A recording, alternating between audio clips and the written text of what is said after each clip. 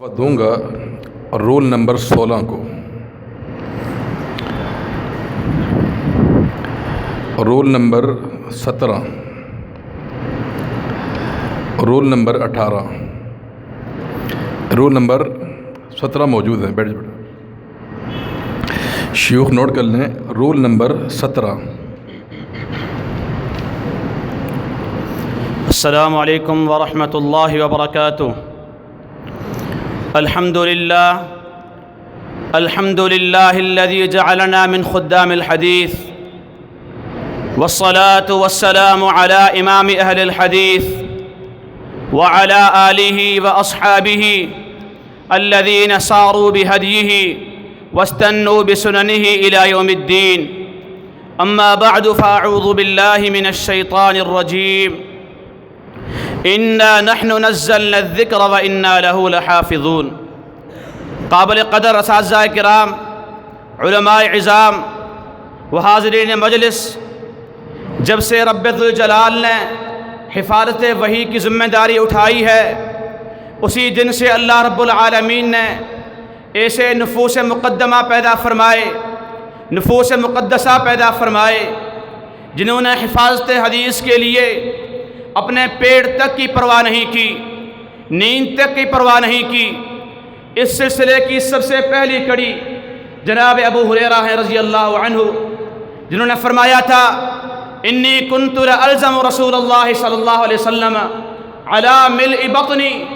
اور پھر حدیث کے اوپر وہ دور بھی آیا کہ جب خوارج نے یہ کہہ کر کے رد کر دیا کہ ہم صحابہ کرام کی وہ حدیث ہی قبول کریں گے جو حدیث قبل الفتنہ ہوگی، بعد الفتنہ قبول نہیں کریں گے، اور اہل الرائے آئے جنہوں نے یہ کہا کہ ہم صرف وہی حدیث قبول کریں گے جو حدیث قرآن کے موافق ہوگی، تو اس اثناء میں علماء اہل حدیث اٹھے۔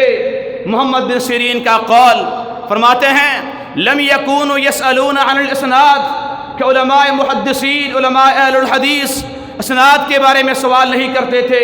فلما وقعت الفتنہ، لیکن جب روافض کا فتنہ، خوارج کا فتنہ، اہل الرائے کا فتنہ اٹھا، تو پھر علماء اہل الحدیث سوال کرتے سموا لنا رجالا، رجال بیان کرو۔ فینظر الی اہل الحدیث، اہل حدیث کو دیکھا جاتا، سلسلہ سند میں اہل الحدیث ہوتے، روایت قبول کی جاتی۔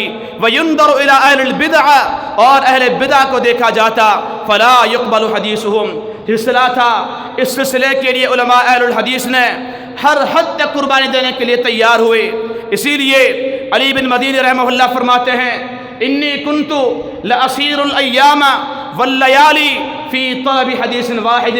یہ حفاظت حدیث تھی جس کے لیے اہل حدیث کے سرخیل امام مالک رحمہ اللہ نے ایک حدیث کے لیے کوڑے برداشت کیے۔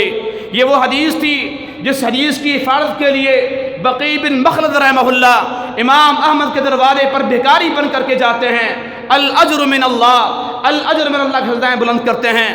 یہ حدیث کی حفاظت ہی تھی جس کے لیے علماء کرام نے قوانین وضع کیے، وہ قوانین جن کے اندر اپنے والد صاحب تک کو برداشت نہیں کیا۔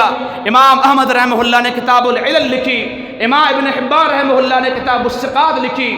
وہ علی بن مدینی تھے، اپنے والد صاحب کا حد درجہ احترام ہے، لیکن جب ان کے بارے میں سوال کیا جاتا ہے تو کہتے ہیں کہ ابی ضعیف، میرے ابا جان میں قدر کرتا ہوں لیکن وہ ضعیف ہیں حدیث کے اندر۔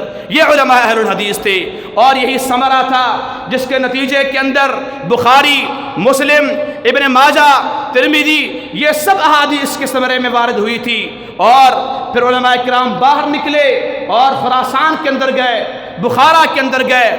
وہ امام بقی بن مخلد قرطبی اندلسی رحمہ اللہ، جس کے بارے میں معرفہ علوم الحدیث کے اندر آتا ہے کہ انہوں نے اندلس کے اندر جا کر کے علم حدیث کا رواج دیا تھا، اور پھر اہل البدع ان کے خلاف ہو جاتے ہیں اور ان کا سد باب کرنے کے لیے سب کھڑے ہو جاتے ہیں۔ اللہ کا کرنا یہ ہوا کہ عبد الرحمن جو وقت کے حاکم ہیں، انہوں نے ان کی سپورٹ کی، اور پھر امام بقی فرماتے ہیں کہ میں نے اندلس کے اندر علم حدیث کا ایک ایسا دیا جلایا ہے جو دجال سے پہلے کوئی باطل قوت اس کو مٹا نہیں سکتی۔ یہ امام بقی بن مخلد رحمہ اللہ، اور آج عیسائیت کی یلغار وہاں پر ہے، لیکن الحمدللہ اگر کوئی مسلک وہاں پر ہے تو مسلک اہل الحدیث ہے۔ اور جب سرزمین سندھ کے اندر کتاب لکھی گئی تحفۃ الحدیث کے نام سے، تو اس کا جواب تمیز الطیب من الخبیث بھی جواب تحفۃ الحدیث دینے والے شاہ بدی الدین راشدی الحدیث تھے۔